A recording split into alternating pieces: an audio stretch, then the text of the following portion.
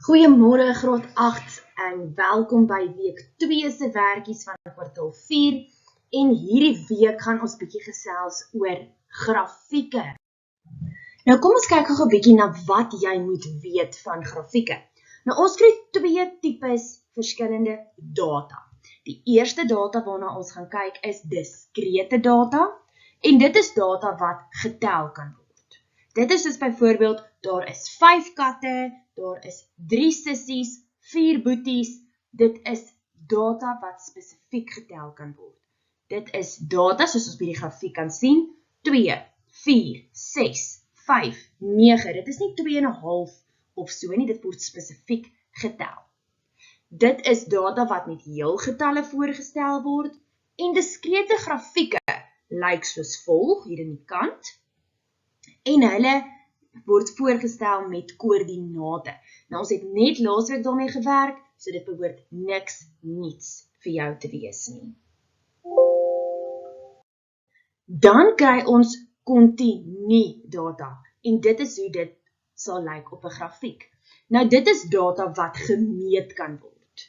Dit is reële getalle, met ander woorde dit is desimale getalletjies, soos 2,5, 3,4. Ons kan sien met hierdie grafiek dat dit nie altyd spesifiek is nie, dat daar 'n waarde tussen die heelgetalle ook kan wees. Soos ons byvoorbeeld by hierdie punt op die grafiek kyk, is dit nie presies 2 of 3 nie. Dit is dalk soos 2,8 byvoorbeeld. Nou kontinu grafieke is miljoene punte wat met een reguit lyn of dan nou 'n kurwe gevorm word. Dan kry ons ook twee verskillende tipe grafieke. Ons kry 'n lineêre grafiek wat met 'n reguit lyn gevorm word en dan kry ons 'n nie-lineêre grafiek en dit is 'n grafiek met 'n kurwe. So lineêr is reguit, dis liniaal lineêr, reguit. En dan nie-lineêr is as dit 'n kurwe vorm. Dan kry ons ook stygend, dalend of konstante grafieke. Stygende grafieke word beide jou y en jou x-waardes meer. Dit laat dink my altyd aan 'n vliegtuig wat opstyg. Dan kry ons dalend. Nou dit is waar een waarde meer word en die ander een word minder.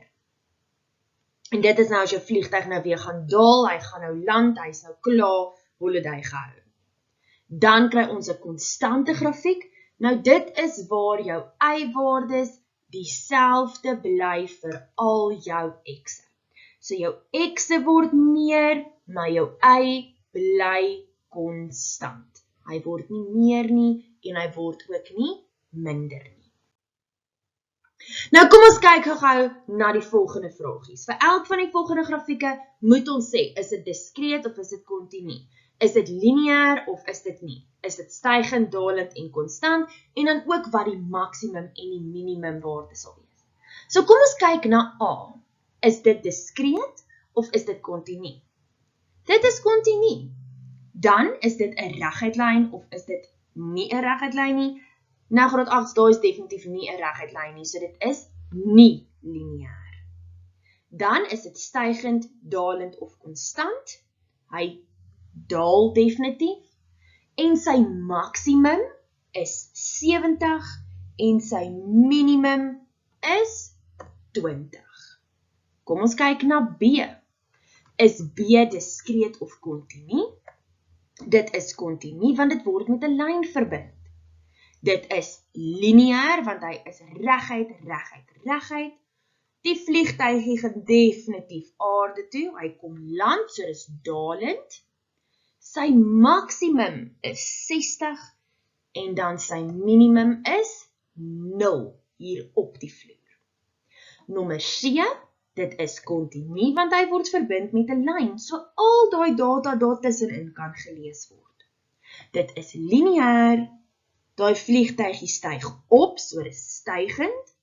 Sy maksimum is hierbo wat 70 dan nou sou wees. En sy minimum is 10. So jy kry altyd jou maksimum en jou minimum op jou y-as.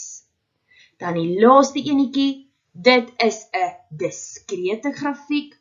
Dis nie lineêr, dis dalend. Die maksimum is 80 en jou minimum is 0. Sê of die gradiënt van die volgende grafieke positief of negatief is. Nou jou gradiënt werk ook met stygend of dalend. So as dit styg, is dit positief. As 'n vliegtuig opstyg, is ons almal positief en opgewonde ons gaan vakansie gaan hou. As hy dalend is, dan is ons negatief en nou moet ons terug gaan huis toe, wat nie baie lekker is altyd nie. Ons almal wil tog net vakansie gaan hou. So vir nommer A is dit stygend, so dit beteken dit is 'n positiewe gradiënt. B is stygend, so dis positief. C is dalend, so dit is negatief. D is dalend, so dis 'n negatiewe grafiek. E is positief, want daar styg ons weer op. F is negatief, ons gaan huis toe. G is negatief, ons gaan huis toe. En H is dan ook negatief.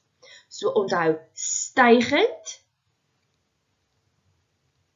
is positief, dalend is negatief.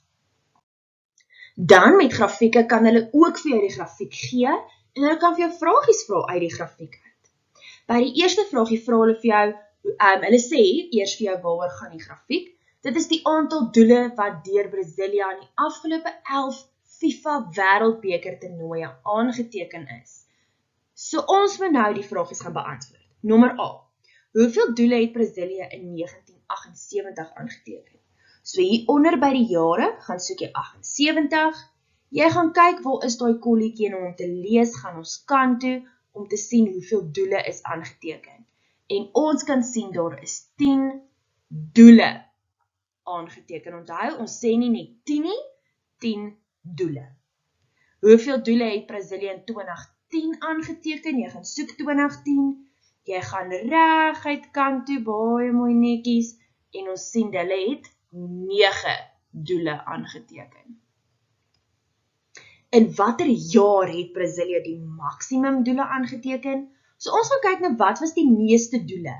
En dit was definitief hier. En dit was in 2002 aangeteken. Wanneer het hulle die minimum doele aangeteken? So dit is nou die minste wat ek hier kan sien by 1990.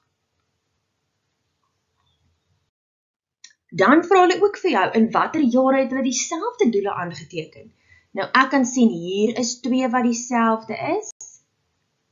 En as ons aangaan, sien ons daar's nog 'n jaar wat dieselfde is. So in 1978, in 1986 en in 2006 het hulle dieselfde aantal doele aangeteken.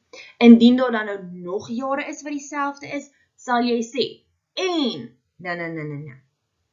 Dan vra hulle verduidelik die tendens van doele wat oor die jare aangeteken is.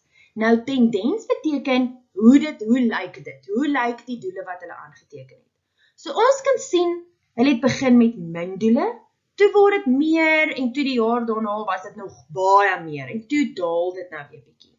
So dit is 'n baie stygend en dalende situasie wat ons hier het. So jy verduidelik dit net in woorde. Dit is nie konstant nie, soms styg dit, soms daal dit. Nou kan hulle ook vir jou vra, maar gee vir jou redes hoekom jy so dink.